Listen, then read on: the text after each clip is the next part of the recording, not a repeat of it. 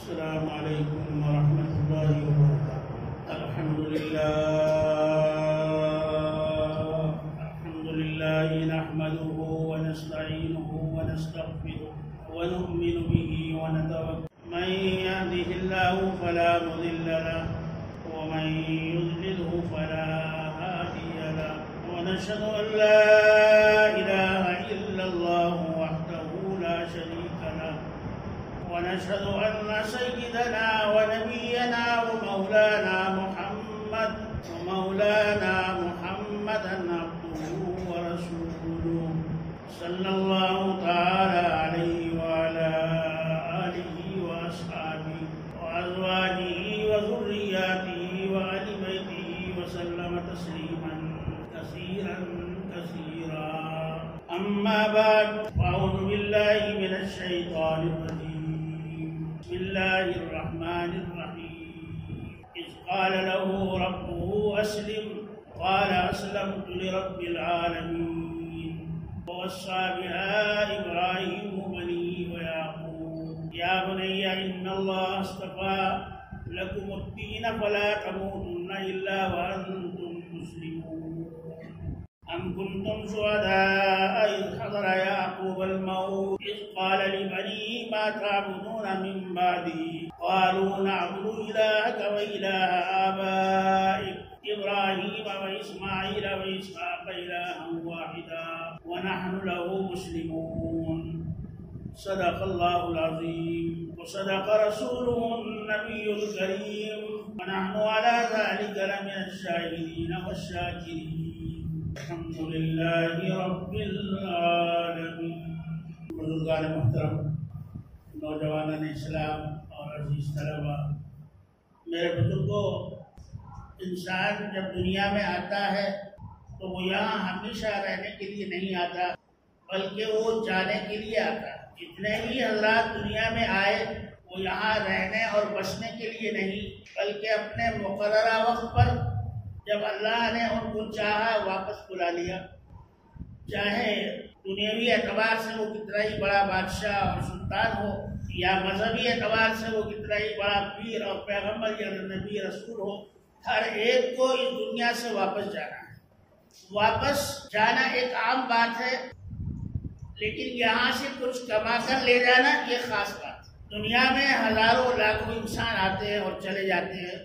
اللہ کے نزدیک وہی بندہ کامیاب ہے جو اس دنیا سے کچھ کما کر لے جائے. دنیا میں آئے، اچھا کھایا، اچھا پہنا، آرام کیا، موج اڑائی، اور جب وقت آیا چلے گئے، تو ایسے انسان کی اللہ کی یہاں کوئی قدر نہیں. یہ دنیا دار الاسباب ہے. اچھے اور برے عمل کو جمع کرنے کا اور اپنے آپ کو بگاڑنے اور سنوارنے کا یہ دنیا ایک ذریعہ ہے.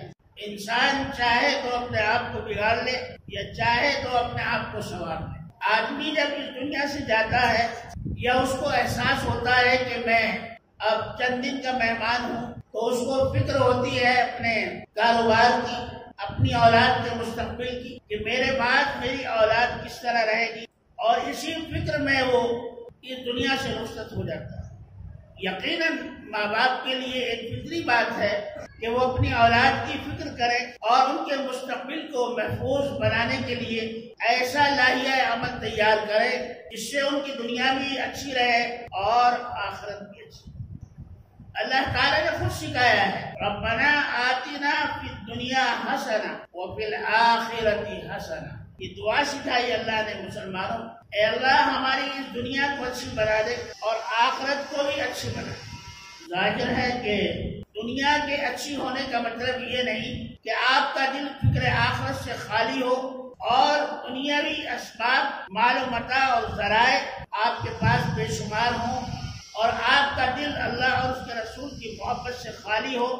تو ایسی فکر نہیں، بلکہ ایسی فکر جو ہے قابل لعنت اور ملامت. حضرات انبیاء کرام علیہ السلام دنیا میں تشریف لائے اور انہوں نے اللہ رب العزت کا پیغام لوگوں تک پہنچایا.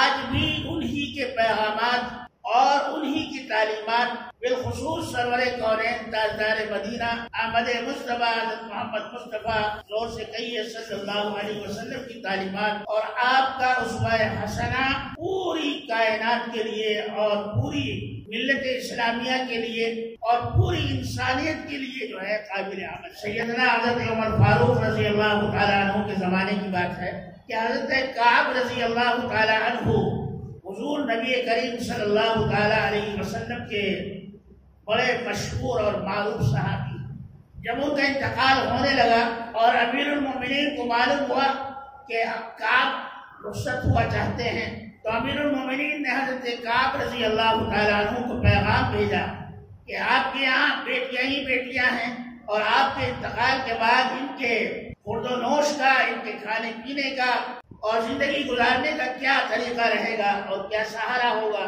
لہذا اگر آپ اجازت دیں تو میں بیت المال سے آپ کی بچیوں کا وظیفہ آپ کی زندگی میں متعین کر دوں تاکہ آپ آرام سے دنیا سے جائیں، آپ کو اپنے بچوں کی فکر نہ رہے۔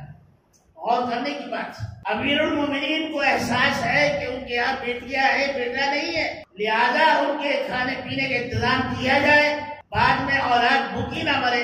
حضرت کعب کو جب یہ پیغام پہنچا تو انہوں نے کہا کہ امیر المومنین سے میرا سلام کہہ دینا اور شکریہ ادا کر دینا اور یہ کہہ دینا کہ آپ نے میرا اتنا خیال فرمایا اور میری اولاد کا آپ نے اتنا خیال رکھا، میں آپ کا شکر گزار ہوں، لیکن مجھے اس وظیفے کی ضرورت نہیں ہے۔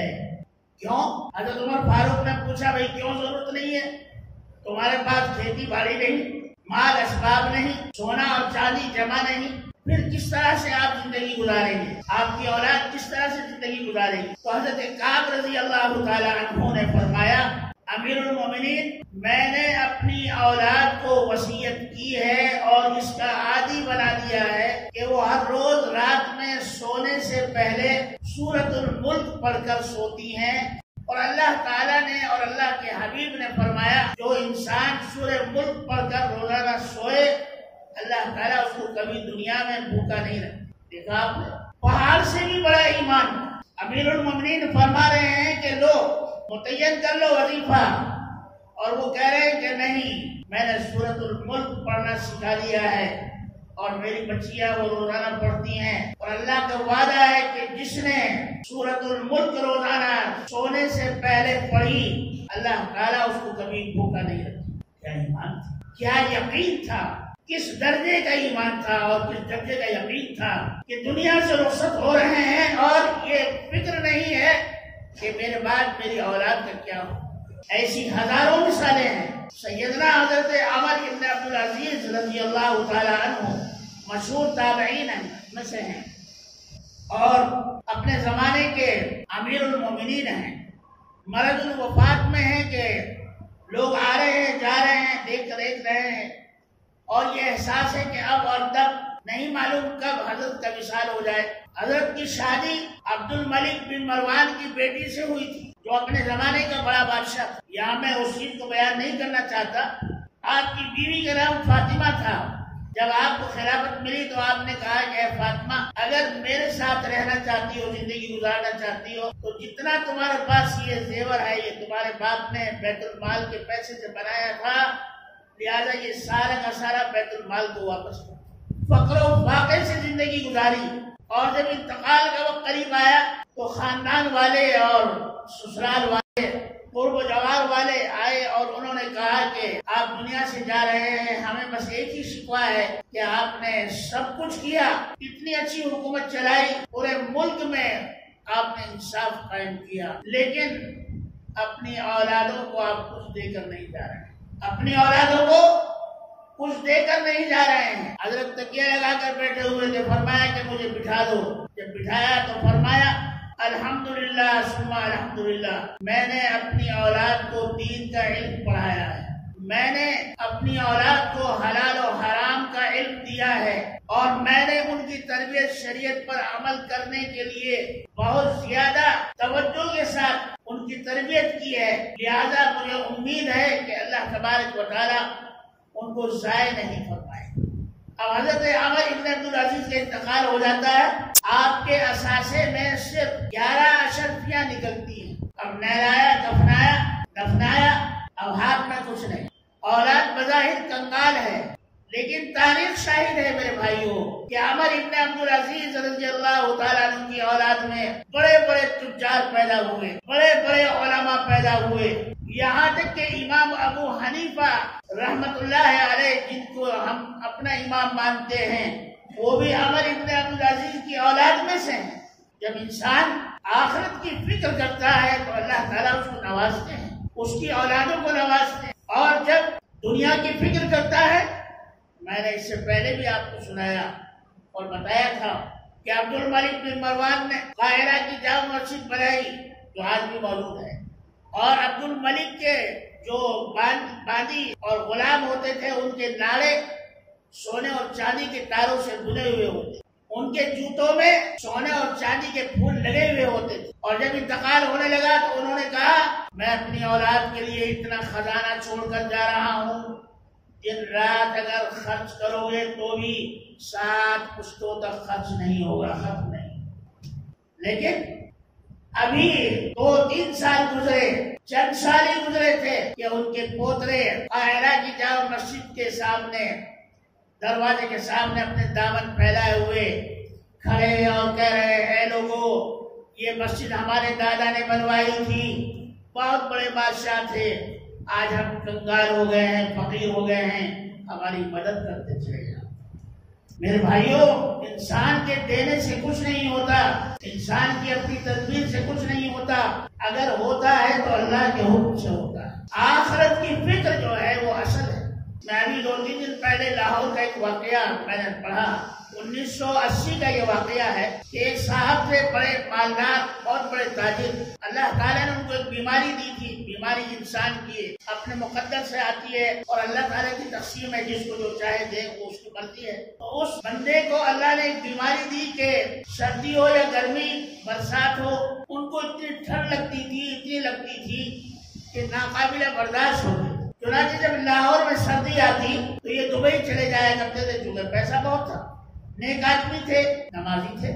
بہرحال عمر گزر گئی لیکن ان کی ٹھنڈ اور ان کی سردی ختم نہیں۔ آدمی کو جب کوئی بیماری ہوتی ہے، جب کوئی پریشانی ہوتی ہے تو وصیت بھی اس کی ایسی ہوتی ہے۔ تو ان کے 6 بیٹے تھے، بڑے بیٹے کو بلایا اور کہا کہ بیٹے میری ایک وصیت ہے، کیا کہ جب مجھے کفنانے لگو اور مجھے کفن پہنانے لگو تو ایک گرم کوٹ ضرور پہنا دینا، گرم کوٹ ضرور پہنا دینا تاکہ مجھے قبر میں سردی نہ لگے۔ خیال تھا ان کا ایسا، دنیا دار قسم کے آدمی تھے اور دین کے بارے میں زیادہ معلومات بھی نہیں، بھائی مرد کے لیے 3 کپڑے اور عورت کے لیے 5 کپڑے، اب اس سے زائد جو ہے وہ سنت نہیں۔ اب جب ان کو نہلانے کے بعد کفنانے لگے تو انہوں نے کہا کہ ابا جی نے وصیت کی تھی کہ ایک اوور کوٹ گرم والا چشتر جو یہاں سے اور نیچے تک ہو وہ ضرور پہنانا، لہذا اس کفن کے اوپر جو ہے میں ایک چشتر پہنا دیتا ہوں والد صاحب کو تاکہ قبر میں سردی نہ لگے۔ اب وہاں کے جو امام صاحب تھے انہوں نے مخالفت کی، بھائی یہ تو شریعت کے خلاف ہے۔ اب وہ مفتی صاحب کے پاس گئے، مفتی صاحب نے بھی کہا بھائی یہ تو شریعت کے خلاف ہے، اس کی گنجائش نہیں ہے۔ انہوں نے کچھ پیسے دینے چاہے کہ آپ پیسے رکھ لو لیکن فتویٰ دے دو۔ یہ دنیا دار آدمی تھے، ان کو یہ پتہ نہیں تھا کہ بھائی شریعت کا جو معاملہ ہے وہ اپنی جگہ پر اٹل ہے، یہاں پیسے لے دے کر کوئی کام بنتا نہیں ہے۔ چنانچہ جب سارے علماء نے اور مفتیان کرام نے منع کر دیا کہ بھائی اوور کوٹ نہیں پہنا سکتے، بغیر اس کے ہی آپ کفنائیں تو بہتر ہے، تو انہوں نے کہا کہ ہم ایسا نہیں کریں گے، ہم اپنے والد کی وصیت کو ضرور پورا کریں گے۔ حالانکہ اتنا بڑا مسئلہ نہیں تھا، اگر اوور کوٹ پہنا کر بھی ان کو دفناتے تو بھی کوئی گناہ نہیں تھا، لیکن وقت کی بات ہے، اس سمجھ میں بات نہیں آئی۔ ہمارے یہاں امیر شریعت اول حضرت مولانا ابو سعود صاحب رحمۃ اللہ علیہ دارالعلوم سمیر الرشاد کے جو محترم تھے، آپ نے بھی دیکھا ہوگا، آپ میں سے کوئی اگر گئے ہو وہاں، میں بھی گیا تھا، جب ان کو کفنایا تو ان کو جو ہے باقاعدہ پگڑی پہنا کر ان کو قبر میں رکھا گیا۔ حالانکہ پگڑی کوئی سنت نہیں ہے کہ بھائی قبر میں رکھی جائے، لیکن ہو سکتا ہے ان کی وصیت ہو اور انہوں نے ایسا کیا ہو۔ بہرحال نتیجہ یہ ہوا کہ وہ بضد تھے کہ ہم اوور کوٹ پہنائیں گے، اور علماء نے کہا کہ اگر اوور کوٹ پہنائیں گے تو ہم نماز جنازہ نہیں پڑھیں گے۔ ایسے معاملات میں شیطان بہت جلدی رختہ ڈالتا ہے، اب انہوں نے اوور کوٹ پہنا دیا اور کہا کہ ہم اپنے والد کی نماز جنازہ خود پڑھ لیں گے، کوئی امام پڑھائے یا نہ پڑھائے، وہ بھی صحیح تھا۔ لیکن جب انہوں نے اوور کوٹ پہنا دیا اور نماز جنازہ کے لیے میت کو اٹھانے لگے تو سب لوگ واپس ہو گئے، کہا کہ ہم ان کی نماز جنازہ نہیں پڑھیں گے، مقتدی بھی چلے گئے۔ اب امام بھی نہیں رہے اور مقتدی بھی نہیں رہے، بیچارے کیا کرتے، چونکہ مسئلہ پسند نہیں تھے تو مجبوراً وہ اوور کوٹ نکالا اور کہا کہ چلو جیسے آپ کہہ رہے ہیں ہم ویسے ہی کو دفنائیں۔ بہرحال ان کو دفنایا۔ وہ کہتے ہیں کہ میں جب بھی قبر پر جاتا تو میرے آنسو نکل آتے اور میں کہتا کہ ابا جان ہم اتنے پیسے والے ہوتے ہوئے بھی آپ کی ایک چھوٹی سی خواہش کو پورا نہیں کر سکے کہ آپ کو اگر اوور کوٹ پہنا دیتے تو کتنا اچھا ہوتا۔ حالانکہ اس کی اہمیت کچھ نہیں۔ اگر قبر میں آدمی جنتی ہے اللہ تعالیٰ اس کو ایسو آرام وہاں عطا فرما دیتے ہیں، اوور کوٹ کی ضرورت نہیں، ان کو پتہ ہی نہیں تھا اس بات۔ بہرحال جب بھی جاتے تو شرمندگی سے ان کی آنکھوں میں آنسو آ جاتے اور کہتے ابا جان ہم سے بڑی بھول ہوئی، ہم آپ کی ایک وصیت بھی پوری نہیں کر سکتے۔ اس طرح سے جو ہے کئی سال گزر گئے۔ ایک مرتبہ ان کے بڑے لڑکے کہتے ہیں کہ میرے خواب میں ابا جی تشریف لائے، میں کھڑا ہو گیا، میں نے کہا کہ ابا جی آپ کا تو انتقال ہو گیا تھا، پھر آپ کیسے آ گئے؟ انہوں نے کہا کہ میں کچھ بات کرنے کے لیے آیا ہوں۔ لڑکے نے کہا کہ ابا جی ہم تو شرمندہ ہیں کہ ہم نے آپ کی چھوٹی سی وصیت بھی پوری نہیں کی اور ایسے ہی آپ کو دفنا دیا۔ تو انہوں نے کہا کہ چھوڑو اس بات کو، اب یہ قصہ پرانا ہو گیا ہے اور یہ دنیا ہی تک تھا، بس اب میں تمہیں کچھ بتانے کے لیے آیا ہوں۔ مرنے والے نے کہا میں کچھ بتانے کے لیے آیا ہوں، وہ غور سے سنو۔ تو فرزند نے کہا کہ ابا جی سنائیے، میں بالکل غور سے سن رہا ہوں۔ مرحوم نے کہا خام میں آپ لوگ میرے 6 بیٹے ہیں اور ہر بیٹا کروڑ پتی ہے، لیکن میرے کسی کام پر کیوں؟ اس لیے کہ تم بے عمل ہو۔ اگر تم کو دین کا علم ہوتا اور تم قرآن پڑھتے اور پڑھاتے اور نیک کام کرتے اور اپنے مال کو اللہ کی راہ میں خرچ کرتے تو یقیناً میرے لیے تم لوگ کامیاب تھے اور میرے کام آتے۔ لہذا میں تمہیں یہ بتانے آیا ہوں کہ میرے 6 بیٹے کروڑ پتی ہیں لیکن میرے لیے بیکار ہیں۔ اتنا مال اور اسباب میں چھوڑ کر گیا، آخرت میں قبر میں کوئی کام نہیں آیا۔ انہوں نے کہا ابا جی یہ تو عجیب بات ہے۔ کہا کہ ہاں 2 چیزیں میرے کام آ رہی ہیں۔ ایک تو یہ کہ میں نے اپنی بھانجی کو MBBS کرایا تھا اور وہ ہفتے میں 2 دن غریبوں کو فری دوا دیتی ہیں، اس لیے اس کا ثواب مجھے پہنچتا ہے۔ اور دوسرا یہ کہ گاؤں سے باہر جو ندی ہے اور ندی کے پار جو ہے اسکول اور مدرسہ ہے، بچے اور بڑے مدرسے میں جاتے ہوئے، اسکول اور مدرسے میں اور مسجد میں جاتے ہوئے ندی میں گزر کر جاتے تھے، تو میں نے وہاں ایک پل بنوا دیا تھا۔ دن رات لوگ اس پر چل رہے ہیں، بس اس برج بنانے کے ثواب مجھے پہنچ رہا ہے۔ یہ 2 ثواب مجھے پہنچ رہے ہیں، باقی کوئی ثواب مجھے اپنی اولادوں کی طرف سے نہیں پہنچا۔ انہوں نے کہا بیٹے میری بات غور سے سن لو۔ انہوں نے کہا ابا جی سن رہا ہوں۔ کہا کہ مال اور اولاد وہ اچھی ہے جو دنیا سے لے کر آخرت تک کام آئے، یعنی ایسی اولاد چھوڑ کر جاؤ جو تمہارے لیے صدقہ جاریہ بنے، ان کے نیک اعمال تمہاری قبروں میں پہنچے، اور وہ جو خرچ کریں وہ خرچ کرنے کا ثواب ان کو تو ہے ہی، لیکن آپ کو بھی اس کا ثواب آخرت میں پہنچے۔ اسی لیے حضور علیہ السلام نے ارشاد فرمایا کہ مال اور اولاد یہ انسان کے باقیات میں سے، اور اولاد باقیات الصالحات میں سے ہے، یعنی ایسی نیک اولاد چھوڑ کر جاؤ جو تمہارے لیے قبر میں اور آخرت میں نور اور نورانی اور نور کا سرچشمہ بنے، اور ایسا مال چھوڑ کر جاؤ کہ جو تمہارے لیے بعد میں کام آئے۔ امام راضی رحمۃ اللہ علیہ فرماتے ہیں کہ وہ آدمی پر سب سے بڑا بیوقوف ہے جو یہ سوچے کہ میری اولاد میرے انتقال کے بعد مجھے ثواب پہنچائیں گے اور کچھ کام کریں گے میرے لیے۔ حضرت نے فرمایا کہ بہت کم ہے ایسے۔ جس طرح سے آدمی اپنی کمر خود کھجا سکتا ہے، بھائی اگر کسی کو کھا جا رہی ہو اور بیٹے سے یا بیٹی سے یا بیوی سے کہنے لگے لو ذرا کھجائی ہو میری کمر میں، تو آپ تو کہہ رہے ہیں ادھر، وہ کھجائے ہوگا، آپ ادھر کہہ رہے ہیں تو وہ ادھر کھجائیں گے، معلوم نہیں ہوتا ہے کہ کدھر کھجانا ہے۔ جو امام راضی رحمۃ اللہ علیہ فرماتے ہیں جس طرح سے اپنی کمر کا کھجانا اپنے آپ ہی صحیح ہے، اسی طرح سے اپنی آخرت کے لیے، اپنی آخرت کو بنانے کے لیے اللہ کی راہ میں خرچ کرنا بھی اپنی زندگی میں ضروری ہے، بعد والوں کو نہیں۔ اور نبی کریم صلی اللہ علیہ وسلم نے کیا فرمایا؟ مال کے 3 حصے ہیں، ایک وہ جو کھا لیا پی لیا ختم ہوا، اور دوسرا وہ جو آپ نے اللہ کی راہ میں دے دیا، اور تیسرا وہ جو آپ نے اپنی اولاد کے لیے چھوڑا۔ نبی کریم صلی اللہ علیہ وسلم فرماتے ہیں کہ ان تینوں حصوں میں سے آپ کو وہی ملے گا جو آپ نے آگے بھیجا ہے۔ اس لیے میرے بھائیوں اور میرے بزرگوں، آخرت کی فکر کرنے کے لیے ہمیں حضرت یعقوب علیہ السلام کی وصیت پر عمل کرنا، اور وصیت یہی ہے، اذ قال لبنیہ ما تعبدون من بعدی، انہوں نے کہا کہ میرے بعد تم کس کی پوجا کرو گے؟ کہا کہ قالوا نعبد الہک و الہ آبائی، اے بجان جس کی آپ اور آپ کے بزرگ پوجا کیا کرتے تھے ہم بھی اسی خدا کو مانیں گے۔ یعنی ہمیں آخرت کی فکر لازمی ہے۔ اللہ تبارک و تعالی ہم سب کو عمل کی توفیق عطا فرمائے۔ وآخر دعوانا ان الحمد للہ رب العالمین۔